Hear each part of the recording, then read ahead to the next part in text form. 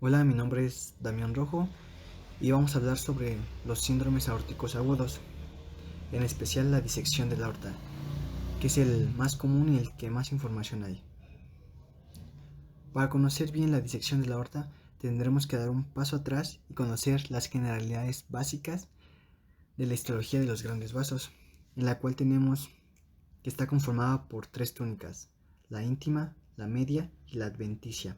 En la túnica íntima tenemos que tiene el endotelio, subendotelio y la lámina elástica interna. En la túnica media tenemos la capa de músculo liso, que nos ayuda para la vasoconstricción y la vasodilatación de los vasos, y la elástica externa.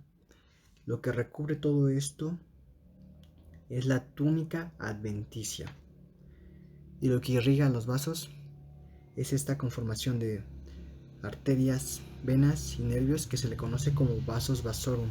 Ya conociendo esta generalidad básica de la histología de los grandes vasos, vamos a ver cómo da inicio al desgarro, a la disección de la aorta. Va a iniciar con un desgarro de la capa interna de la aorta, como se puede ver en esta imagen. Aquí está el desgarro. Entonces, ¿qué genera? Genera una hematoma de crecimiento progresivo y posteriormente un espacio entre la íntima y la media, en el cual no debe de haber ese espacio, no debe de existir. ¿Esto a qué se debe? A que la sangre ya no tiene solamente una vía en la cual va a fluir como normalmente lo hace, sino que va a tener una vía alterna gracias a ese desgarro de la capa interna de la aorta que se acaba de generar. Entonces, al tener una vía alterna, la sangre se va a comenzar a acumular en este espacio entre la íntima y la media, generando así un hematoma de crecimiento progresivo.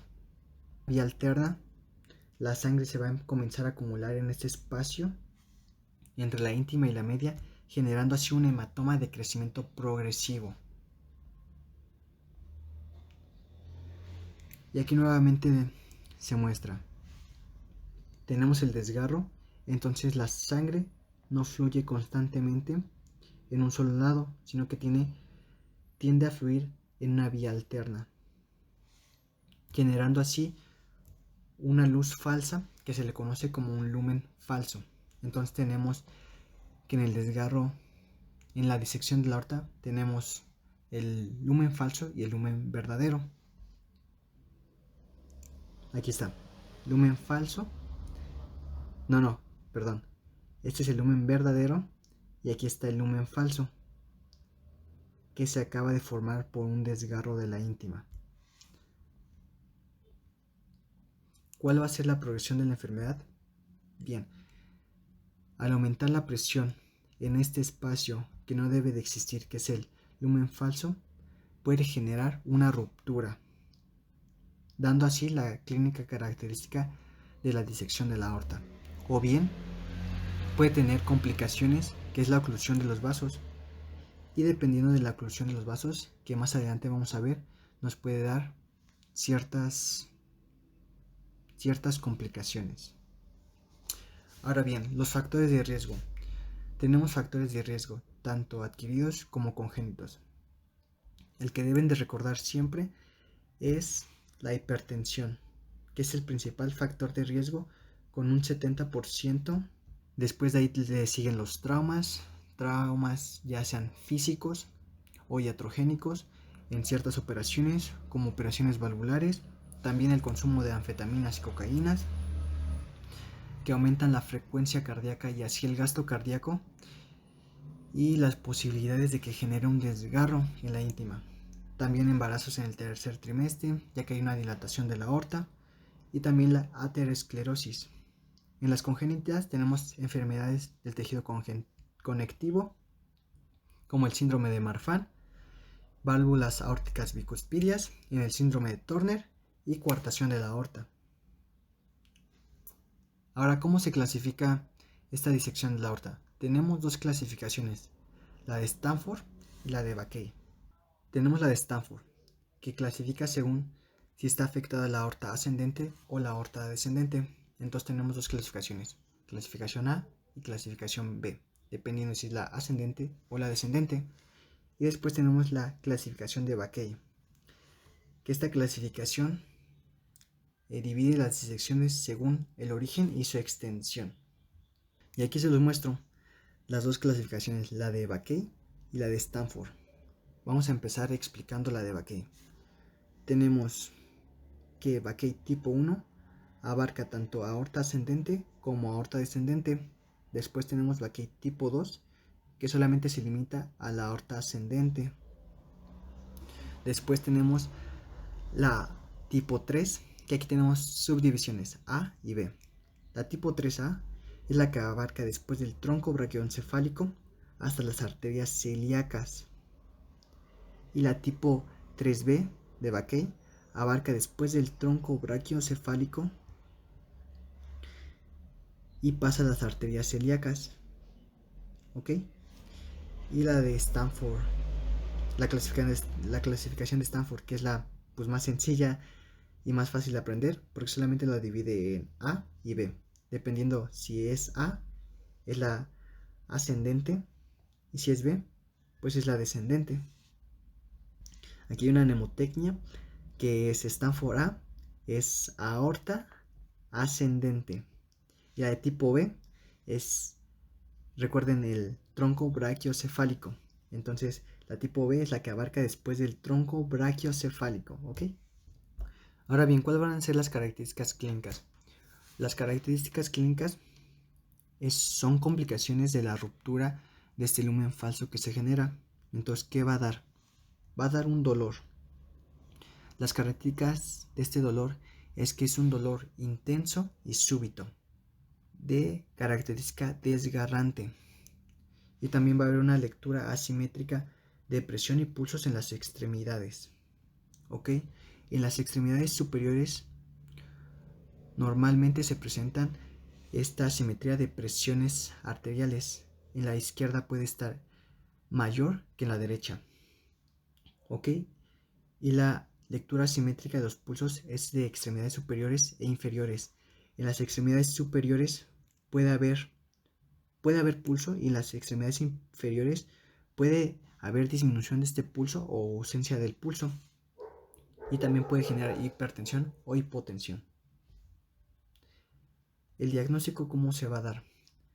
El gold estándar es una angiografía por tomografía computarizada, donde vamos a poder ver tanto los grandes vasos, principalmente los que nos importan, aorta ascendente y descendente. Y aquí les muestro un ejemplo. Bueno, tenemos la aorta ascendente, esta es la ascendente y esta es la descendente. ¿Y qué notan de raro? Pues que en la aorta ascendente tenemos esta pequeña división, si se muestra ahí. Esa división muestra la separación entre el lumen verdadero y el lumen falso.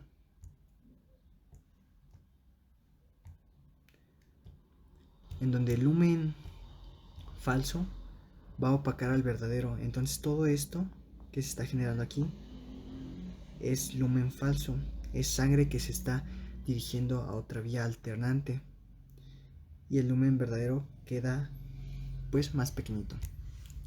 Si no me entendieron, pues aquí les pongo con colores mejor delimitados el lumen verdadero y el falso. El que está en color verde es el lumen falso y el que está en color rojito es el lumen verdadero. Ese es el gold estándar. Pero ¿qué sucede cuando no le podemos hacer una angiografía por tomografía computarizada? Una alternativa es la ecografía transesofágica, donde se recomienda en pacientes que estén hemodinámicamente inestables y pacientes que no se le pueden dar contraste.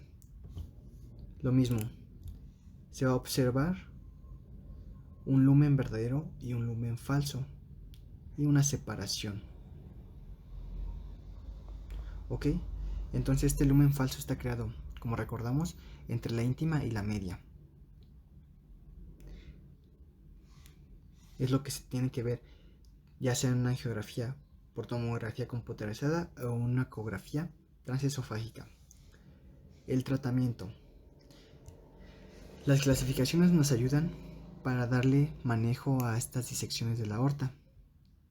Y como se ocupa principalmente la clasificación Stanford, entonces el tratamiento va a ser dependiendo si sea A o B según su clasificación.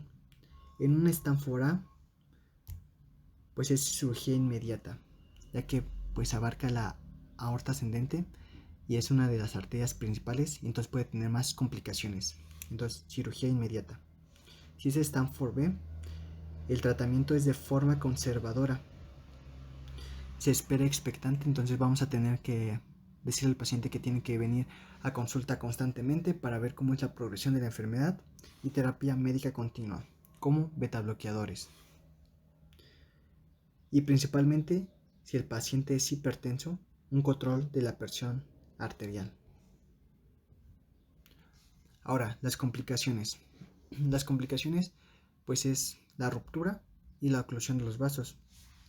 Al haber oclusión de los vasos, podemos tener infarto al miocardio, accidente cerebrovascular, insuficiencia renal aguda, dolor abdominal y debilidad en extremidades. ¿Esto cómo ocurre? Pues como se muestra en este esquema, al generar este lumen falso entre la capa íntima y la media, va a generar un hematoma de progresión constante hasta que ocluya los vasos, como se muestra en el C, en este que estoy marcando. Al ocluir, pues genera que no haya aporte de sangre. Bien, y estas complicaciones que ya les había comentado sobre infarto, accidente cerebrovascular, insuficiencia renal aguda, es dependiendo de la arteria que ocluya. Entonces aquí tenemos un pequeño esquema en donde les voy a tratar de explicar esto. Si ocluye las coronarias, si es un Stanford A y ocluye las coronarias, va a haber infarto al miocardio. Si la oclusión es un poco más arriba y ocluye las subclavias o las carótidas, va a haber un accidente cerebrovascular.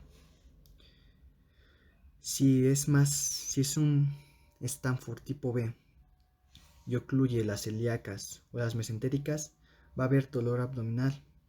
Si después ocluye las arterias renales, va a haber insuficiencia renal aguda. Ya por último, si ocluye las arterias de los miembros inferiores, puede generar debilidad o paraplegia.